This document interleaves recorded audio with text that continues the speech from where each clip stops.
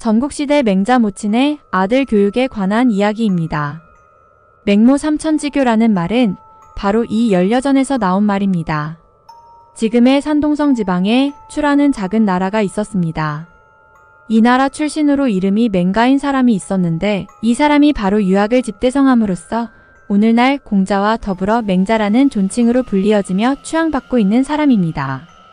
맹자가 그렇게 성장한 배경에는 그 모친의 아들 교육에 대한 깊은 안목과 통찰, 그리고 이것이 아니라고 생각되면 바로 실행에 옮기는 실천이 자리하고 있습니다. 맹자가 어렸을 때 그 가족은 묘지 부근에서 살았습니다. 그러다 보니 어린 맹자는 묘지에서 행해지는 장례를 치르는 일과 시신을 매장하는 모습을 행하면서 노는 것이 아니겠습니까? 그것을 본 맹자의 모친이 말했습니다. 이곳은 내 아들이 살게 할 곳이 아니구나.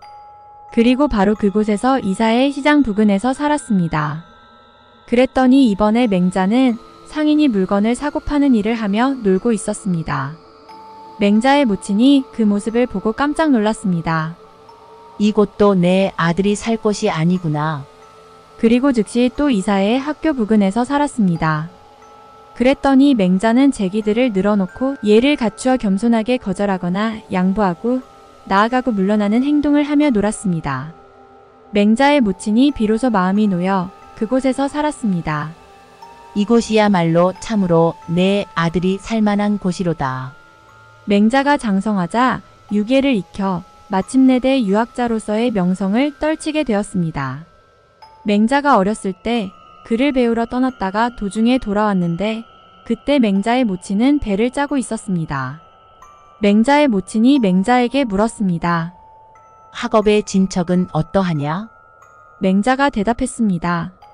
예전과 같습니다. 그 말을 듣고 맹자의 모친은 즉시 칼을 들어 배를 잘라버렸습니다. 맹자가 겁이 나서 까닭을 묻자 모친이 대답했습니다. 내가 학문을 그만두는 것은 내가 짜고 있던 이 배를 잘라버리는 것과 같다. 군자는 학문으로 이름을 드러내는데 질문을 통해 지식을 넓혀가게 된다. 그리하여 일상이 편안하고 행동을 해도 재앙을 멀리하게 되는 것이다. 지금 내가 학문을 그만두면 장차 천한 일을 면치 못하고 환난도 멀리할 수 없다. 어찌 배를 짜 생계를 유지하면서 배 짜는 일을 도중에 그만두는 것과 다르겠느냐? 어찌 일을 하지 않으면서 지아비와 자식을 입히며 오랫동안 양식이 부족하지 않게 지낼 수 있겠는가?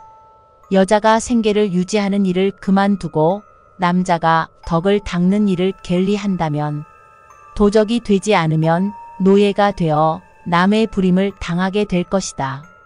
맹자가 깜짝 놀라 크게 두려워하는 마음을 갖게 되었습니다. 그리하여 공자의 후손인 자사를 스승으로 모시고 열심히 학문에 집중해 마침내 천하의 이름을 떨친 학자가 되었습니다.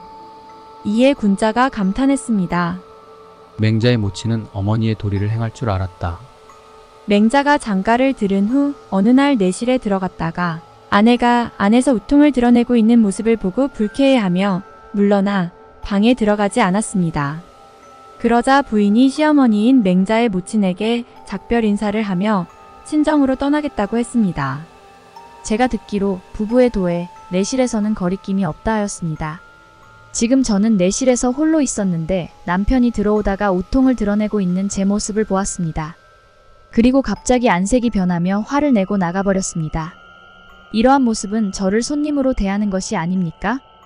여인의 법도는 남의 집에 묵지 않는 것이니 저는 부모님이 계신 친정으로 돌아가려고 어머님께 작별을 청하는 것입니다. 그러자 맹자의 모친이 맹자를 불러 타일렀습니다. 예법에 문 안에 들어가려 할 때에 누가 있는지 묻는 것은 행동을 삼가하기 때문이다. 당상에 오르려 할 때 기척을 내는 것은 타인을 경계하기 위한 것이다.